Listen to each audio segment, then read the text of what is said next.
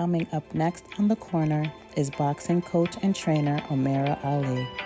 Omera coaches in Columbus, Ohio, and has a focus on empowering women through boxing. She started out later in life as an amateur fighter who ended up winning in women's nationals. After stepping away to focus on her faith, she decided to come back and share her knowledge. Hi everyone, you are back in the corner with Paula V. I have a very special guest on today. It is Omera Ali. She is a boxing coach and trainer. So happy to have you. I know that I recently started following you on Instagram. I'm not sure if I hit you up or you hit me up. I think you were hitting me up about hand wrapping, right? Yeah. So I decided when I was having this podcast, I'm like, gotta have her on. Got to have her on. So let's get started. So tell me a little bit about yourself, how you got started. I've looked at your Instagram and I think you've been doing this for a while. Yeah. So I actually started out as a boxer. Actually, before I became a boxer, I actually got into boxing to actually lose weight. And it's a funny story. I was always aware of this old guy across the street who was shadow boxing with weights in his hand. And I was like, man, looking down at myself like, man, he getting in and I need to do something. So I went and approached him and asked him, what he was doing. I was like, why are you punching the air all the time with weights? And he's like, oh, it's called shadow boxing. I was like, oh, I always wanted to get into kickboxing. He's like, oh, no, I don't mess with kickboxing. Yeah. Straight boxing. I just do boxing. I told him, well, I would like to train. I need to lose this tire that I got around my section, my midsection. Right. So he was like, well, it's hard work and all this. And really, it seemed like he was trying to kind of talk me out of it. Mm-hmm. But he was like, well, you're going to need hand wraps. You're going to need this. You're going to need that. And I'm like, okay. And so next week I came back with the gloves, the hand wraps, the mouthpiece, the headgear, everything. You got not even trying to. I wasn't even really trying to be a boxer, but I was just getting all the stuff that he said I needed to train. Mm-hmm. I thought I needed that to train. Right. So about 6 months into it, this was 2012. But 6 months into it, before that, the first week that we were training, he was like, "You're gonna be a world champ one day. You're a natural world champ or what? Like a weight loss or something? Like what? Right. I ain't trying to be nobody's fighter or nothing. Like I was really just." But he said like you a natural. I didn't know what that meant until like 6 months later. I went into the gym for the first time. We was just in his driveway at first, just running around the neighborhood training. When I went into the gym, and I guess my demeanor, a couple of people was like whispering, like, "Yo, is she a pro or something?" Mm-hmm. I ain't never even stepped in a boxing ring, never even stepped in a boxing gym. Well, maybe he was. Yeah, but my first encounter of sparring, like, I was like, you know what? I think I want to do this. The guy, he was giving me a run for my money, but he's like, man, this girl hit like a man, like she hit hard. And that was always the thing about me. I guess I was just a hard puncher, and I was really good with moving my head. That was my thing. Even though I was like, not skilled, but I was technically sound. Keeping my hands up, moving my head. Very flat footed, but I was very technical. Yeah. In the beginning, and then I didn't really start getting into my style until like maybe 3 years later. Nice. So my second year boxing, I think 2014 is when I actually went to the women's nationals. They hosted it down in Florida, and it was just my first time like being in a really big tournament and stuff. Yeah. And I ended up winning the nationals, and I took it from there. I was like, okay, the Olympics coming up, so I thought I wanted to maybe try to go to the Olympics because I ended up meeting Clarissa Shields there. Mm-hmm. And by the way, I didn't start till I was like 25 or 26. Oh, you started later. Yeah, so that's telling you how old I am. So yeah, over 10 years ago, I started. I was 26, so that's pretty much telling you. Yeah. But then I ended up becoming Muslim in 2015, and I was still messing around with the boxing, but I really wanted to kind of like get grounded in my belief, understanding and stuff. Yeah. And then I started getting more into my religion, trying to understand it, and I kind of left boxing. I came back to it. I fought my last fight, ended up losing, and I kind of thought like maybe I should back off of it, and I just couldn't stay away from it though. Right. I ended up meeting my husband, and he was an MMA fighter, so that made me want to get back into it. It's like, maybe I should be a coach. She was like, I don't want to be MMA no more. I want to kind of get in boxing. I want you to be my coach. And I started honing in my training skills. And from there, people was like, you hold mix really good too. The way that you train people, like I can understand it because I'm just not like I just don't say, okay, I want you to pivot this. I always give like things that are common sense Yes. in order for it to relay it, translate it into boxing. So I'm Yes. like, to pivot, I was like, what do you do when you put out a cigarette? And people like flick like that. I'm like, yeah, but once it hit the ground, what do you do? They like Right. twist their foot. Twist it I'm like, too. yes, Yep. that's what I want you to do. I want your foot to be like that when you're doing this pivot Nice. because they don't get that concept. They gotta be on the ball of their foot, putting out the cigarette. So I'd be like, put out the cigarette. All right, step, put out the Right. cigarette. And stuff like that. And people really Yeah. like that concept of training instead of just a traditional, Yeah. pivot this. I was really like putting things that was like everyday life that you do, you Yeah. know, like throwing a punch. I'm like, throw a hammer or hit a hammer down. You know what I'm saying? Because a lot of people like to throw their punches, they lift their elbow up first, then Right. throw. But Right. if you're thinking about hammer, that elbow stays in. Yes. And so I'm like, now twist it at the end and then their punch come out correct. So it's just little methods that I use. And then I found out I was actually a good trainer. So I was like, okay, I could be in the boxing world, but as a coach. Right. So Right. I had my first fighter, she was in the I want to say the Tri-State Golden Gloves in West Virginia, and had my former coach, not my first coach. I had a different coach, Yeah. and I was kind of his second, but he let me be her main coach in the fight, and it was her first fight, and it was nice. And I'm like, I really like coaching, like getting in there, telling her what to do, having them listen, and I just took it from there and had a couple Wonderful. fighters here and there. I didn't become big time with the fighters or anything like that. It was Right. just fighters here and there. But just really people look forward to, working with me just because of how I train. I'm very technical. Like I had you Wonderful. drill on one thing for like an hour, and that's what made my fighters ideal fighters. Maybe not the most talented, but their skills was, basic, but it was very, very, they were very like good with the basics, very productive with the basics. Good. Let me ask you a question. Do you find it, because of course the podcast is Women's Influence on Boxing, do you find it hard to get fighters to work with you because you're a woman, or they pretty much see you, have known you, and they know that you have what it takes? So initially, people are okay with starting with me, but I would say it's more so because I like to stop and do my religious stuff. That kind of throws people off if they're not really familiar with it.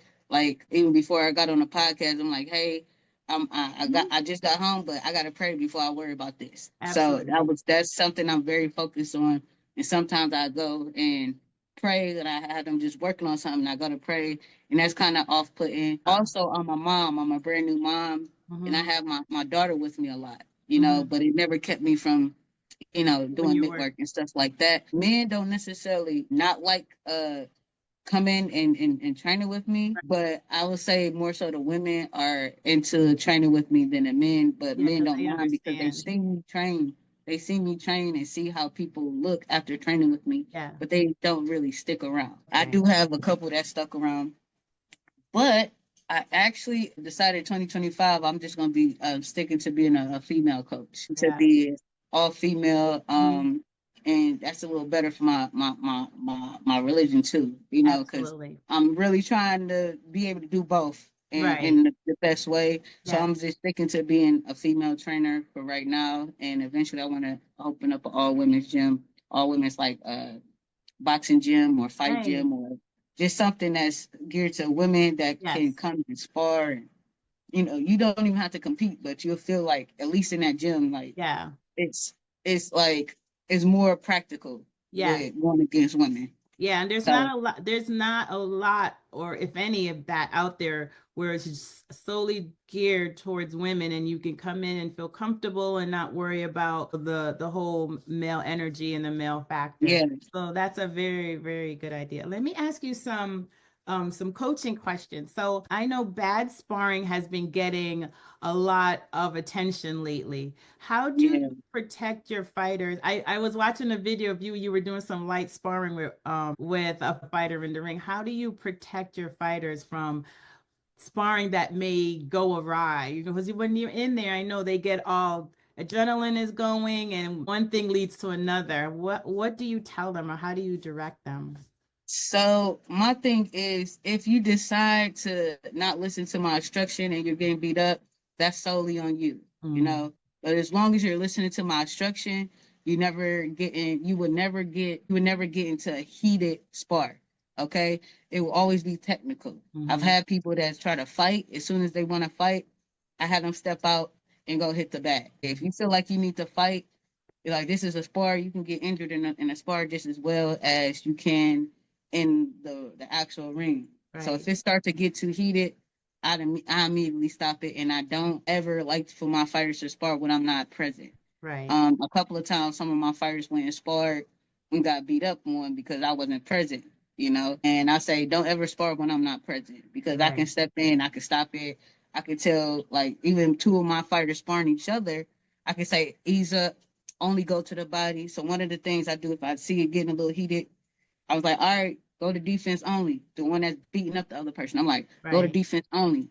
You know what I'm saying? Because you getting off on this person real easy, but your defense is sloppy. Right. Okay. Right. So I try to get them to work on something that is not as easy, doesn't come as easy, and so it can still feel like they're getting that working. Right. You know, I either tell them to get out if they don't want to listen.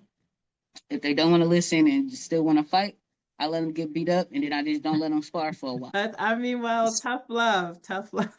Yeah, it's sparring for me is a commodity. Like, people always want to come in and spar. I got one guy that I was training that he's like, Coach, when you think I'm ready to spar? And I actually developed two games, I would say, two games that are boxing games that I made up. One is called King of the Ring, and one is called Point System. Now, the point system, I have you focused on shooting just one particular punch. You can set it up however you want to set it up, but I'm only counting that punch. So say I'm only counting jabs to the body. You can throw it anywhere else, but whoever get 5 clean jabs to the body first wins. Then you get eliminated. And so it feels like you sparring. You can't hit in the face when we're doing a punch system. You can't hit in the face, but you can flash to the face. You can feint to the face, but we just focus on being able to get, because a lot of people don't like to go to the body. And when I started doing that, it made it easier. Like, they're more technical when they actually sparring each other. Right. Because they're looking for a certain shot. So they start thinking, like, how can I get this? And then the other person know that's what you're going for. Right. So it makes it more technical. Now, with King of the Ring is you get 5 opportunities to hit someone with a clean body shot. So you can't throw just random punches. You got to kind of pick your shots wisely.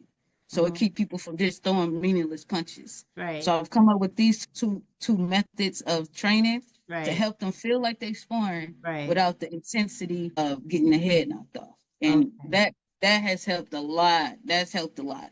Good.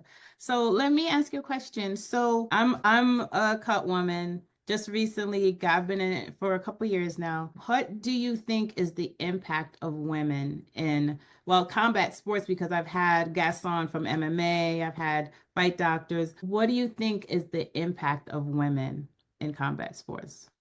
I think it has grown so vastly in the latest years that it's starting to encourage women to not only be mentally strong, but to be physically strong as well. Because a lot of women feel like the only way that they are meaningful in society is if they are beautiful or if they're super intelligent. And even on that super intelligent side, they're always going to be a cut under the man. You know, even though they are probably more efficient than their male counterparts. It's just like, to the fact, if you are not very pretty, then you're less valuable. If you're not very smart, then you're less valuable.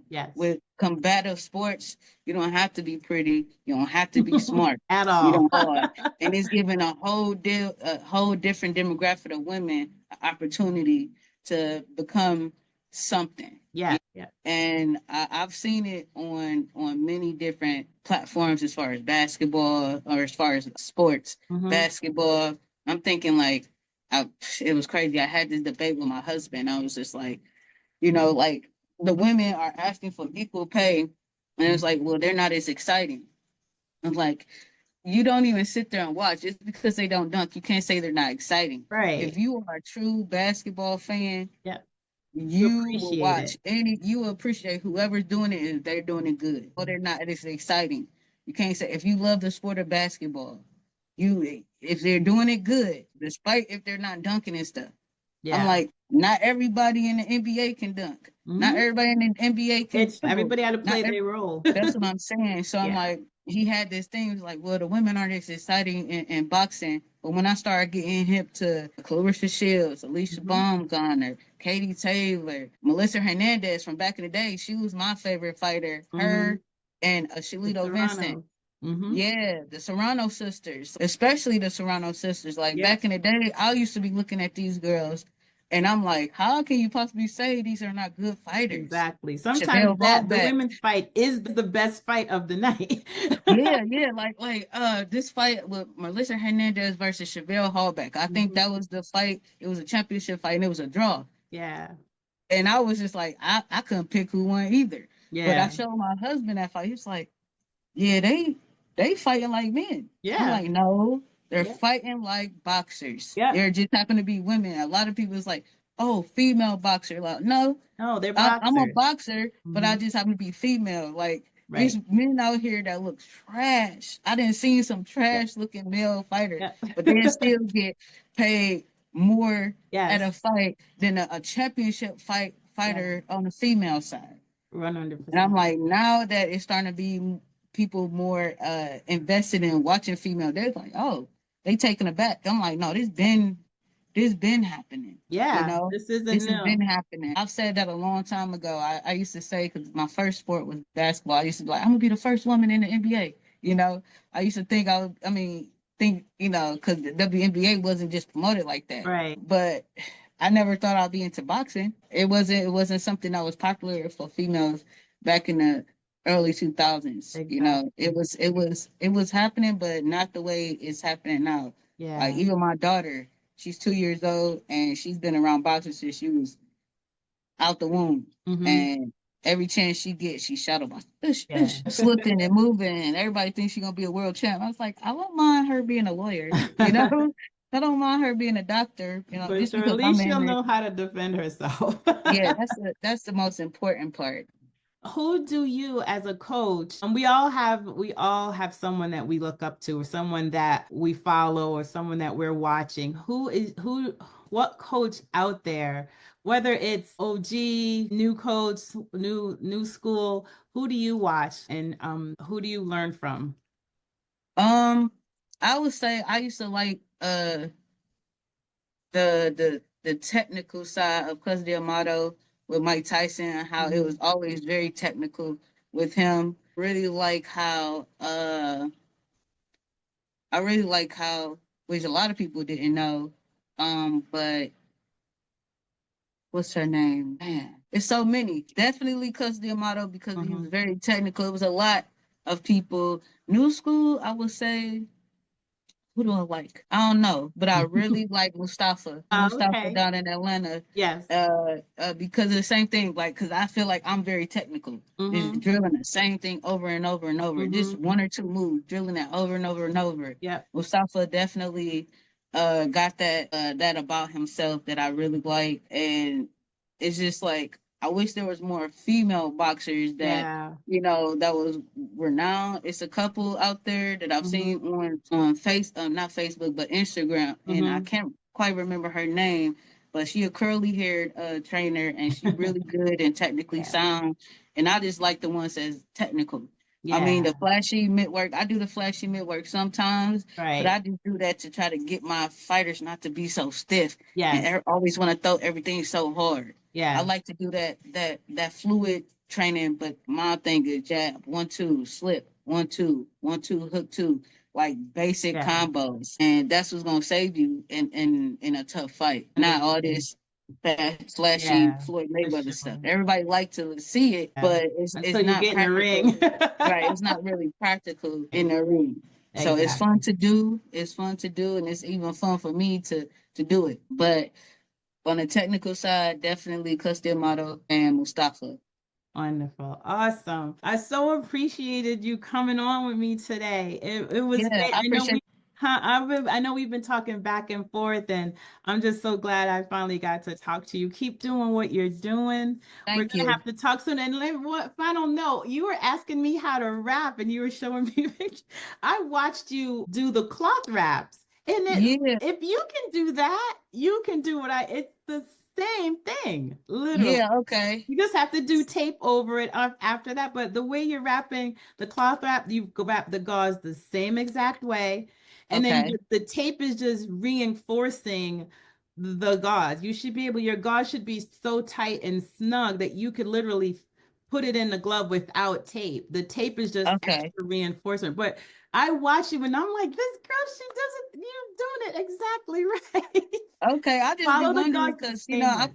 I've wrapped a couple, and I don't know. It was the one that I showed you the picture. That was like my Yes. best one, but that was just Yeah. like a practice. We'll work But when on it it. came to like actually at the fight, it just I don't know. I just feel too pressured. Just think it's a cloth wrap. Just do it the Okay, same. The flow, everything is the exact same way. And then you're just okay. reinforcing it with the tape. So I would love to see like how I did the cloth wrap. Have you Yeah. doing a full Okay. step by step? I'll send you a Uh, video. Because I saw one from Stretch, Mm-hmm. and I liked his, Mm-hmm. and but I can't go back and watch it every time. So I was like, I liked his concept, Yeah. but it was some things like I didn't have the same type of like rap that he had. He had like a special little rap where Yeah. you could, it was already pre-torn and stuff like Yeah. that. Yeah. Got you. Yeah, I would I got you. love I'll to send see you that, something. and I like the idea of rapping hands as well. Yeah. Um, but yeah, I think I'm gonna stick with just training the females Just hire and. me when you need me. Just Yeah, I DM me. would love that. I'm Like, coming. I'm coming. okay. All So where right. are you? Orlando, but I travel. I go all over. Okay. So just let me Okay. know and I'm there. Okay. I All right. appreciate it. All right. Thank Thank you you so much so for much. having me. Thanks for coming on. I'll talk to you soon. Hey, y'all. I'd like to thank Omera Ali for joining me today. And I just get so excited when I talk to a new woman and learn so much about what they're doing in the industry. It just brings me, I get real excited if y'all haven't noticed. Thank you again. You can find Omera on Instagram, her Omera OMERA _ Ali. You can find me on Instagram at PMAT1. She's an awesome coach with a sense of humor. If you watch some of her content, she has a big sense of humor. Thanks again for joining the corner. Yeah, I'm gonna have another awesome female next episode, and hopefully we can keep this going. If you guys know of anyone that you would like me to talk to, just hit me up, let me know. I'll try my best to get in touch with them. I'm having a hard time getting in touch with fighters, so everyone else is eager to talk, but I don't know, the fighters, it's hard to get in touch with them. So if you know any female fighters that I can talk to and get some insight on women's impact in sports, just let me know. All right, stay tuned for our next episode coming up. Thank you so much.